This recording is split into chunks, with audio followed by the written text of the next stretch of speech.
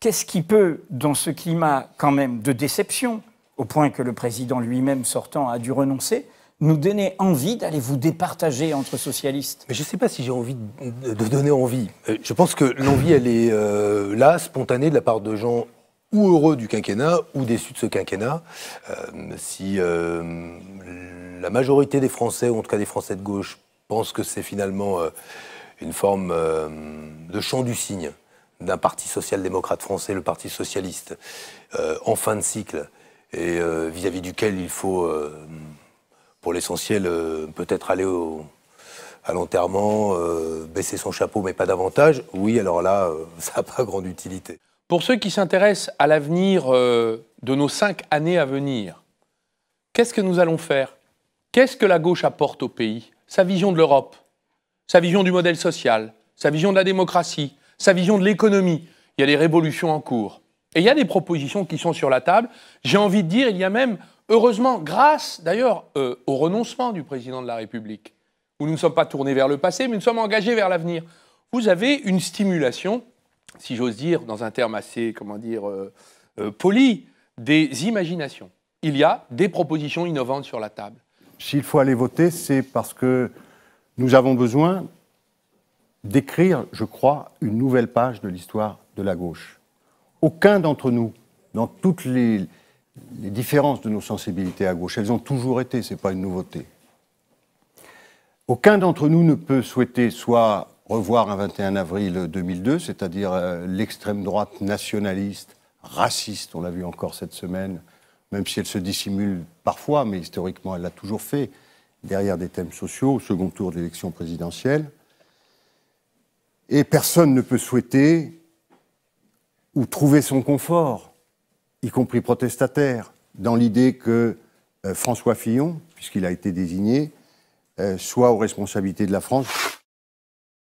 Même moi, je l'exprimais, je ne suis pas content de ce que j'ai vécu dans cette aventure gouvernementale. Et je n'ai pas compris comment on a pu passer du discours du Bourget à la situation actuelle. Voilà ce que moi je dis, à la déchéance de nationalité, à la loi travail et un certain nombre d'autres atteintes, finalement, à l'esprit de ce que devait être cette gauche qui avait une chance historique de bouleverser et de transformer le pays. Et vous vous faites des reproches? Bien sûr. Lesquels? D'avoir soutenu François Hollande. Je l'ai dit, j'ai commis une erreur. Un président avait été élu, il avait, à mon sens, je parle d'éthique politique, à aller porter son bilan devant les Français. Je pense d'ailleurs qu'il aurait pu expliquer certaines choses. Ce n'est pas le cas. C'est la première fois sous la Ve République. J'espère que ça l'achève, la Ve République.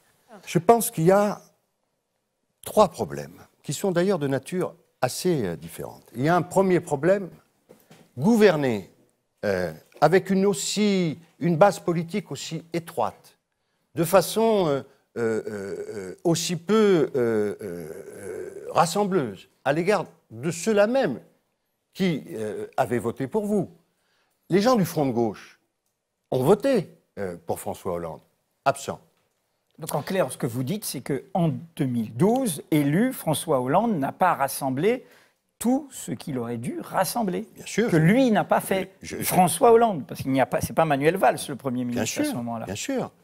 Il y a deuxièmement une orientation économique qui a posé problème.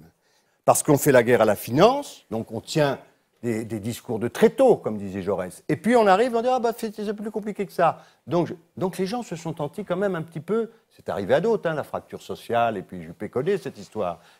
Mais c'est un problème majeur de rupture de confiance. Troisièmement, cette question qui ne sera pas réglée simplement par une question institutionnelle, hein, même si à mon avis, elle peut aider les hommes à surmonter certains travers, qui est cette question des valeurs qui a été présente tout le temps. C'est-à-dire que l'identitaire a remplacé le social, l'internationalisme, les valeurs qui sont les nôtres. Le revenu universel d'or qui s'ajoute à un salaire, il vient donner quoi? De la reconnaissance au travail et la possibilité pour le salarié, librement, de réduire son temps de travail pour pouvoir se consacrer à autre chose qu'au fait de travailler. Donc, dans ma conception, qui fait l'objet d'un débat, hein, dans ma conception, c'est d'abord un moyen d'anticiper ce que sera la raréfaction du travail, mais un moyen de donner de l'autonomie à chaque salarié, notamment quand il travaille. Et je pense en particulier au bas salaire, qu'il soit dans le secteur de l'industrie ou dans le secteur des services, où on ne choisit pas son temps de travail, on a parfois des cadences infernales, on a même une organisation du travail qui vous empêche quasiment, presque strictement, de pouvoir vous épanouir en dehors du travail. Donc est-ce que pour vous, la question du chômage est une fatalité? Non. Et est-ce que la question de l'emploi est un combat, disons, perdu, quoi? Pas du tout. Alors là, j'ai entendu que c'était un argument d'un stand de mes rivaux, mais qui là extrapole sur le fait que j'ai dit « je ne crois plus dans la croissance comme le moyen d'abord de faire le bonheur des gens, mais surtout d'arriver au plein emploi. D'abord parce qu'elle ne vient plus, et puis parce que les sacrifices qu'il faut consentir pour aller chercher 0,1 point ou 0,2 points de croissance me paraissent insoutenables, tant sur le plan environnemental que sur le plan social. Première chose. Est-ce que ça veut dire que je ne crois plus au plein emploi? Moi, je crois au partage du travail. Si le travail se raréfie, il faudra le partager. Donc il faudra réduire notre temps de travail. Réduire notre temps de travail, je lui propose 2 axes pour le faire. D'une part, le revenu universel d'existence, mais d'autre part, d'encourager par l'utilisation d'un argent aujourd'hui gaspillé qui ne sert qu'à arroser le sable, le pacte de responsabilité et le CICE, d'orienter ces financements vers les entreprises qui décident de changer leur organisation du travail, de réduire de leur temps de travail et d'embaucher. Sans quoi, les baisses de cotisations sociales patronales ne seront pas distribuées. La question de la reprise en main du secteur financier est un sujet stratégique pour éviter la future crise financière. Donc, dans mon discours de frangie, j'ai annoncé que je n'hésiterai pas, je préfère avertir les citoyens, je n'hésiterai pas à nationaliser une des 5 banques françaises si c'était nécessaire pour garder le contrôle sur le système bancaire français. J'ai annoncé, au vu des profits qu'ont réalisés les 5 banques françaises, qui ont retrouvé leur niveau de profit antérieur à la crise. 22,9 milliards d'euros. Pardonnez-moi, les banques françaises sont sorties de la crise, mais la France n'est pas sortie de la crise. Donc on va demander aux banques, par une taxe sur les super profits des banques, je leur prendrai 5 milliards par an, de financer une partie de la relance budgétaire qui nous permettra, à nous, enfin, de sortir de la crise. Je n'ai pas changé. D'habitude, les hommes politiques disent « j'ai changé ». Non, moi, je n'ai pas changé. La démondialisation, c'est le made in France. C'est produire ce qu'on consomme, consommer ce qu'on produit le plus court possible. C'est le circuit court. C'est ça. Et par ailleurs, la démondialisation, qui était d'abord un mouvement culturel à l'époque, c'était Naomi Klein, au logo, c'était l'altermondialisme des années 2000 à l'époque de Seattle. Eh bien, elle est en train de s'imposer sur le plan politique et économique. La réduction du commerce mondial, qui ressemble dans sa croissance à la croissance des simples échanges de l'économie réelle, montre qu'il y a une réduction finalement de ce qu'on a appelé la fracturation de la chaîne productive dans le monde. Il y a un mouvement de société dans la tête des consommateurs qui votent maintenant avec leur carte bleue. Ils votent chinois, ils votent français, ils votent en fonction des origines. Regardez la défiance vis-à-vis des marques. La marque, c'est le marketing, c'est la disparition des origines. Que demandent les Français? Les Américains, ils veulent savoir où c'est fabriqué, dans quelles conditions, selon quelles règles sociales et environnementales. Donc cette prise de pouvoir du consommateur, c'est la démondialisation en preuve et en acte, c'est le Made in France.